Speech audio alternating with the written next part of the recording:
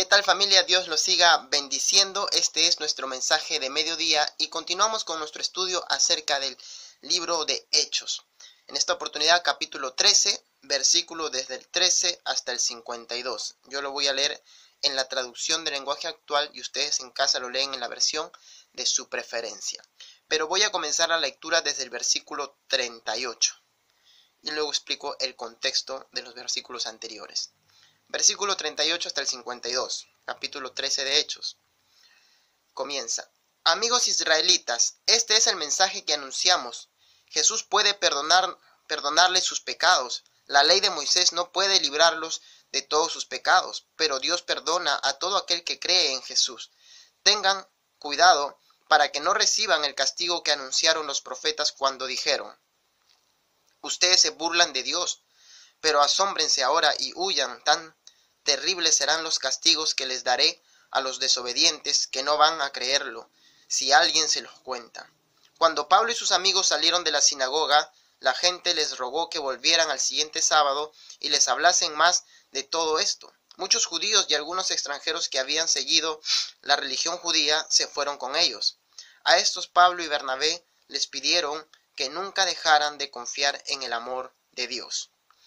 Al sábado siguiente, casi toda la gente de la ciudad se reunió en la sinagoga para oír el mensaje de Dios que iban a dar Pablo y Bernabé. Pero cuando los judíos vieron reunidos a tanta gente, tuvieron envidia. Entonces comenzaron a decir que Pablo estaba equivocado en todo lo que decía, y también lo insultaron. Pero Pablo y Bernabé les contestaron con mucha valentía: nuestra primera obligación es darles el mensaje de Dios a ustedes, los judíos, pero como ustedes lo rechazan y no creen merecer la vida eterna, ahora les anunciaremos el mensaje a los que no son judíos, porque así nos lo ordenó Dios. Yo te he puesto, Israel, para que seas luz de las naciones, para que anuncies mi salvación hasta el último rincón del mundo. Cuando los que no eran judíos oyeron esto, se pusieron muy contentos y decían que el mensaje de Dios era bueno, y todos los que Dios había elegido para recibir la vida eterna creyeron en él. El mensaje de Dios se anunciaba por todos los lugares de aquella región, pero los judíos hablaron con las mujeres más respetadas y religiosas de la ciudad y también con los hombres más importantes y los convencieron de perseguir a Pablo y a Bernabé, de echarlos fuera de esa región. Por eso Pablo y Bernabé, en señal de rechazo contra ellos, se sacudieron los pies para quitarse el polvo de ese lugar y se fueron a Iconio. Los seguidores de Jesús que se quedaron en Antioquía estaban muy alegres y recibieron todo el poder del Espíritu Santo. Me encanta ver cómo los apóstoles, los discípulos de Jesús del siglo I predicaban la palabra con denuedo, sin temor y sin miedo, y me encanta el mensaje que ellos predican. Te doy el contexto. Pablo y Bernabé junto a Juan Marcos habían iniciado su primer viaje misionero y estaban yendo por diferentes lugares. En una de las ciudades a las que llega es la ciudad de Antioquía, en la región de Pisidia. Ya para este momento no estaba Juan Marcos con ellos, solamente estaba Pablo y Bernabé, y tal vez algunos discípulos que iban siguiéndolo. Cuando ellos se encuentran en esta ciudad, entran a las sinagogas como era de costumbre, y como es también de costumbre, se invita a predicar o a dar un mensaje de reflexión a uno de los israelitas que se encuentra presente, y si es invitado aún mucho mejor, que venía de otra ciudad. Y Pablo levanta la mano para poder dar el mensaje, y comienza Pablo ahí con la predicación. Me encanta porque cómo predicaban los apóstoles, los discípulos del siglo I, es abismalmente diferente a muchas de las predicaciones que hoy en día encontramos. Ellos deben de ser nuestro ejemplo a seguir. Pablo empieza su mensaje haciendo un recorrido o enseñándoles, recordándoles la historia de Israel desde que Israel se encontraba en Egipto. Así comienza en los versículos anteriores Pablo, y comienza mencionando a Dios como el Salvador del pueblo de Israel, cómo los saca de Egipto, cómo Dios los lleva por el desierto, cómo Dios les da la tierra de Canaán, la tierra prometida. Todo esto lo cuenta hasta llegar a Samuel, cómo Dios unge al primer rey Saúl, cómo Dios unge a David, quitándole ya, sacándolo del trono a Saúl y dándole el trono a David. Y llega a David, Pablo, en su mensaje para anunciar que el Salvador de Israel y del mundo vendría por medio de la descendencia de David. Ahora, tomando ese punto de partida, Pablo anuncia que ese Salvador descendiente de David es Jesús. Y ahora muestra a ese Jesús como el Salvador del mundo. Está llegando el mensaje de Pablo, ¿sí?, desde el fundamento bíblico, mostrando que desde antes los profetas hablaban de Jesús, de ese Salvador, y ese Salvador es ese Mesías, ese Jesús que ha llegado. Ahora comienza a contar a partir de Jesús y dice cómo lo mataron, cómo Dios lo resucitó de entre los muertos, fundamenta bíblicamente. Una prédica sin fundamento bíblico no es una prédica.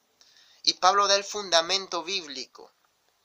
Ahora el apóstol Pablo llega y comienza a predicar acerca de Jesús como el Salvador, como por medio de él hay perdón de pecados. Comienza a dar fundamentos bíblicos también, comienza a mencionar a Habacuc, comienza a mencionar al profeta Isaías, haciéndole referencia de que ahora el mensaje no solamente es para los judíos, sino que el mensaje es universal. Y es más, ahora los judíos que rechazan ese mensaje deben entender que este mensaje es para todos. Menciona a Habacuc, menciona a Isaías, él tiene fundamento bíblico, antiguo testamentario, para demostrar también que aquel que no cree en Jesús ya está perdido. Y hay castigo, no solamente por los pecados, sino que el mismo hecho de no creer en Jesús como Señor y Salvador ya te hace acreedor del castigo. Sin Cristo estamos perdidos. Necesitamos de Cristo como Salvador en nuestras vidas. Este es el mensaje de Pablo. El mensaje de Pablo comienza desde el Antiguo Testamento y llega hasta Cristo. En la persona de Cristo se ve reflejada en él como el único Salvador. Este es el mensaje que daban los apóstoles y discípulos del siglo I. Ahora trae resultados y frutos. Dice que muchos comenzaron a seguir. Y Pablo y Bernabé les decían que sigan confiando en ese Mesías, en ese Salvador, que sigan amando a Dios. Claro que hubo también quienes se opusieron. Había envidia cuando escuchaban predicar este mensaje y veía que la gente se acumulaba. Y querían sacar a Pablo y a Bernabé, y Pablo y Bernabé entonces viendo cómo las autoridades y los hombres de poder de ese lugar los querían echar fuera, se sacudieron el polvo, salieron del lugar, pero ya el mensaje había sido sembrado, ya el mensaje había sido anunciado. Y me encanta cómo termina el texto bíblico que hemos leído en el versículo 52, dice: los seguidores de Jesús que se quedaron en Antioquía estaban muy alegres y recibieron todo el poder del Espíritu Santo.